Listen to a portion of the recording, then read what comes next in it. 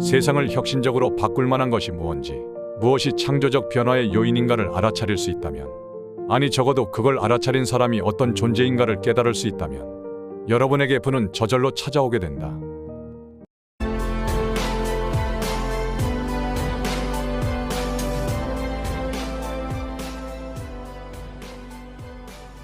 (0.1%의) 창의적인 사람들과 이들이 해낸 것의 요점을 눈치챈 통찰력과 직관을 가진 (0.9%의) 사람들이 이 세상을 창조적 변화로 이끌어왔습니다.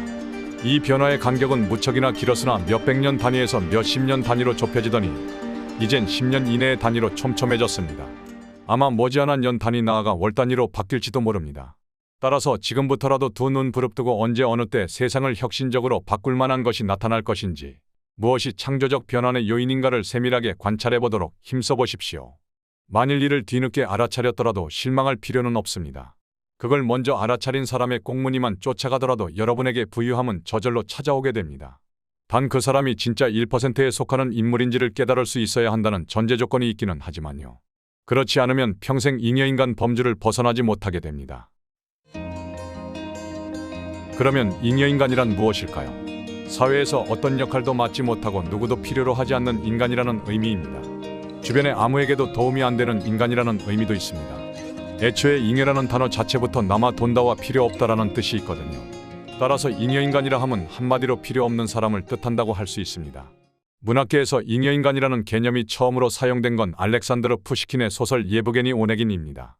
그런데 오네긴은 사회적으로 아무런 긍정적 역할도 하지 않고 있지만 능력이 아니라 동기의 부재가 원인이라는 것이 차이점입니다. 또한 오네긴이 귀족이었다는 점을 감안한다면 동기의 부재는 쉽게 이해됩니다.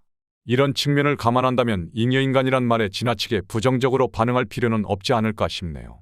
제레미 리프킨도 그의 저서 소유의 종말에서 잉여인간이란 표현을 썼는데 그는 어떤 의미로 이 단어를 사용했는지 알아보겠습니다.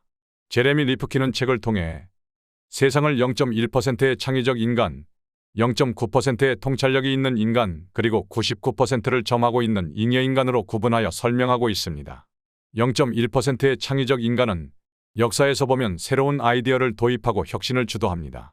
그리고 이들의 비전을 이해하고 받아들이는 통찰력이 있는 0.9%의 인간이 창의적인 인간과 협력하여 사회의 발전을 만들어낸다는 것입니다. 이들은 세상의 비난과 조롱에도 불구하고 혁신을 주도하며 세상을 바꾸어 왔습니다. 그리고 나머지 99%는 잉여인간으로 이 변화를 이해하지 못하거나 혹은 무시하거나 현실적인 문제에만 주목하며 살아간다고 말하고 있습니다. 리프킨은 역사의 흐름에 전혀 영향을 미치지 않고 살아가는 나머지 사람들, 즉 99%의 인류를 유기물질 (organic material)로 규정하면서 단백질 덩어리로 존재하다가 사라져버린다고 합니다. 결국 99%는 평생 군중 심리에 이끌려 이리저리 끌려다니다가 무덤으로 들어간다고 비감스럽게 말하고 있습니다. 따라서 이 세상 모든 사람들이 지금까지 세상의 발전에 기여했다고 생각하겠지만 제레미 리프킨의 설명 내용에 따르면 천만의 말씀입니다. 0.1%의 창의적인 인간과 0.9%의 통찰력과 직관을 갖춘 안목 있는 인간이 한 배를 타고 등을 밀고 손을 당기며 이뤄낸 역사입니다.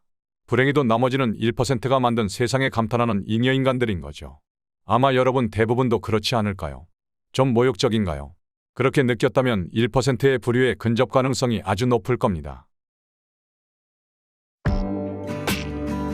이런 1%에 속하는 사람들의 사례는 차고 넘치지만 쉽게 이해할 수 있고 많이 알려진 발견, 발명과 이를 활용한 주요 사례를 중점적으로 얘기해보고자 합니다. 오래전 얘기입니다. 산업혁명으로 가장 먼저 등장한 기계는 방적기계였습니다. 당시 배틀로 옷을 만들었던 것에 비하면 방적기계는 새로운 시대를 열 수 있는 시발점이 될 수 있었을 것입니다. 0.1%의 창의적인 사람들은 방적기계를 만들었고 0.9%의 통찰력이 있는 사람들은 방적기계가 보급되면 더욱 많은 옷을 만들 수 있게 되니 더욱 많은 양털이 필요하겠다고 생각합니다. 그리고 아무리 방적기계가 보급된다고 해도 양털이 없으면 아무 소용이 없다는 생각도 하게 되었습니다. 물론 99%에 속하는 대부분의 사람들은 방적기계를 보면서 이제 옷값이 내려가겠네 라는 반응이나 또는 이러다가 내 직업이 없어지는 거 아냐 라는 생각 정도에 그치는 반응을 보였다고 합니다. 결국 0.9%의 사람들은 영국 전국에 감자밭을 싸게 사들여 목초를 심고 양을 기르기 시작합니다. 이후 전국에는 수많은 양목장이 생기었고 줄어든 감자 생산으로 감자 파동까지 생기는 현상까지 일어나게 만듭니다. 양털을 얻기 위해 양목장을 만든 사람들은 떼돈을 벌었지만 주식량이었던 감자 공급량 부족으로 많은 사람들을 굶주려 죽게 만드는 상황을 초래합니다. 이건 0.9%의 사람들이 수많은 일반 대중들을 죽음으로 몰아간 꼴이니 아이러니네요. 다음은 헨리 포드의 티카와 석유왕 락커펠러, 통상 록펠러라고 발음하지만 이는 잘못된 것입니다. 그의 주유소에 관한 이야기입니다. 헨리 포드가 새로운 스타일의 자동차인 티카를 발표했을 때 이러라고 합니다. 지금 생각해보면 위대한 역사의 시작이라고 할 수 있지만 당시의 평가는 가혹했습니다. 자동차 한 대 만드는 돈이 기차를 만드는 돈보다 많이 든다. 겨우 4명 탈 수 있는 기계를 가지고 신기술이라고 하는 것은 터무니없다 와 같은 언론 반응이 많았다고 합니다. 이는 99%에 해당하는 사람들의 반응에 해당합니다. 그러나 0.1%에 해당하는 헨리 포드의 생각은 달랐습니다. 세상은 나를 바보로 보지만 나는 세상이 바보라고 생각한다. 세상은 4명이 타는 자동차 한 대를 만드는 데 드는 비용이 100명이 탈 수 있는 기차를 만드는 비용보다 비싸다고 하지만 자동차를 대량 생산하면 그 비용은 역전된다. 세상은 정해진 길 밖에 가지 못하는 기차와 달리 자동차는 원하는 시간에 원하는 길로 마음대로 갈 수 있다는 장점이 있다는 사실을 깨닫지 못하지만 길거리에 다니는 자동차가 많아질수록 그 편리성을 깨달을 것이다. 이후 물론 아시는 것처럼 헨리 포드는 포드 시스템을 통해 자동차 대량 생산을 이룩하여 이동수단의 혁명을 만들어내게 됩니다. 여기서 재미있는 것은 여기에도 0.1%를 알아본 0.9%에 해당하는 사람이 있었다는 사실입니다. 헨리 포드의 자동차를 본 어느 부자는 이제 자동차가 전 세계를 휩쓸 것이라고 생각하고 재산을 투입해서 주유소를 곳곳에 세우게 됩니다.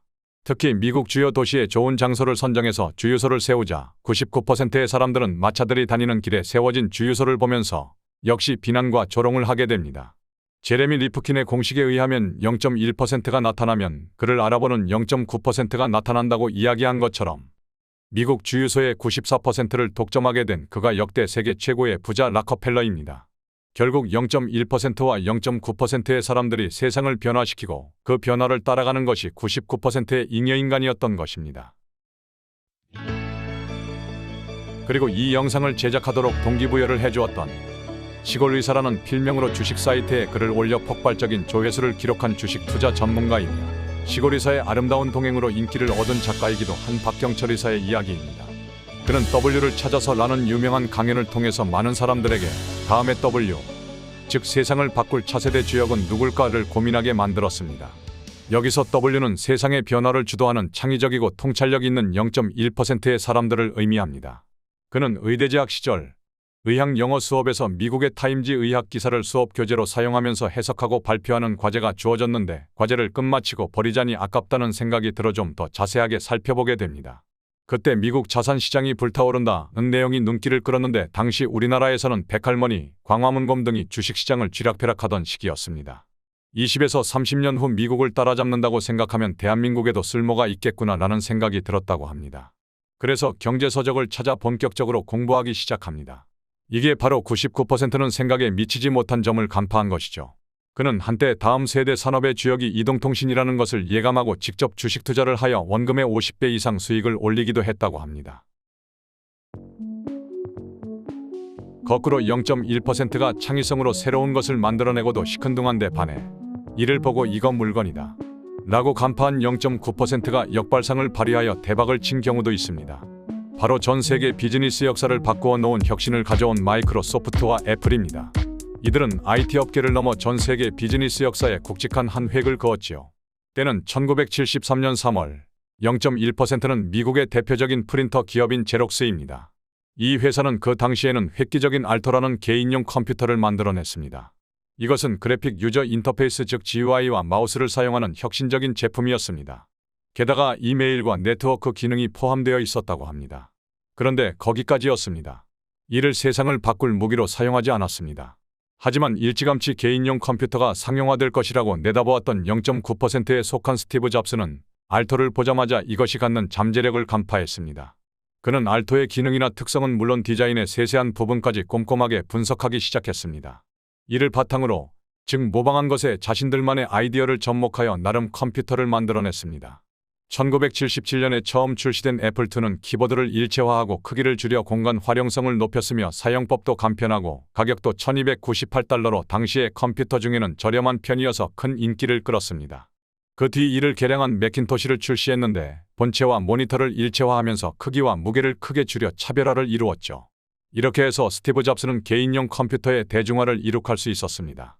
한편으로 또 다른 0.9%인 마이크로소프트의 빌 게이츠는 방향을 달리해서 소프트적으로 접근했습니다. 알토를 역설계해서 컴퓨터 운영체계를 만든 것입니다. 이것이 바로 윈도우즈인데 세계적으로 가장 큰 성과를 이룩하게 해주었으며 지금까지 독보적인 존재를 차지하고 있습니다. 그렇다면 앞으로 나타날 0.1% 또는 1%는 무엇일까요? 현재 진행 중인 일론 머스크가 대표주자 아닐까요? 내연기관차들이 여전히 시장을 장악하고 있던 시대에 전기차라는 새로운 영역을 개척하기도 하고 우주개발은 나사 NASA에 나하는 것이라고 생각했던 시대에 민간우주개발 시대를 열어 화성으로 지구인들을 이주하겠다는 계획과 함께 우주선을 쏘아 올리기도 하는 유기물에 불과한 99%에게는 괴짜라고 보일 수 있지만 자신의 계획을 하나씩 만들어가고 있으니 말이죠. 영화 블레이드 러너에 보면 스피너라는 하늘을 나는 자동차가 등장합니다. 이와 유사한 것들이 몇 해 전부터 일어나고 있지요. 이것이 UAM Urban Air Mobility이라는 하늘을 나는 새로운 이동수단입니다. 수직이 착륙이 가능하기 때문에 활주로와 같은 공간이 필요하지 않으며 복잡한 도로보다는 하늘을 통해 쾌적한 이동을 할 수 있는 미래개발 분야라고 할 것입니다. 미국에서만 343개 기업들이 기체 개발을 위한 투자와 연구를 하고 있다고 하는데요. 화물 운송, 승객 운송과 같은 용도로 UAM의 보급이 점차 확대될 것으로 예상이 됩니다. 그리고 그 시장은 낙관적인 전망으로 보면 2040년 약 1조 5천억 달러 규모의 시장이 될 것이라고 합니다. 물론 누군가에는 먼 미래이거나 남 일처럼 느껴질 수도 있겠지만요. 이외에 AI 관련 부분, 전기자동차 관련 배터리, 2차 전기 관련 부분도 앞으로 에너지 산업을 변화시킬 부분이 아닐까 생각되네요. 그러면 과연 우리는 0.1%, 아니 그 정도까지 아닌 0.9%에라도 속하게 될 수 있을까요? 자신을 뒤돌아보도록 하죠.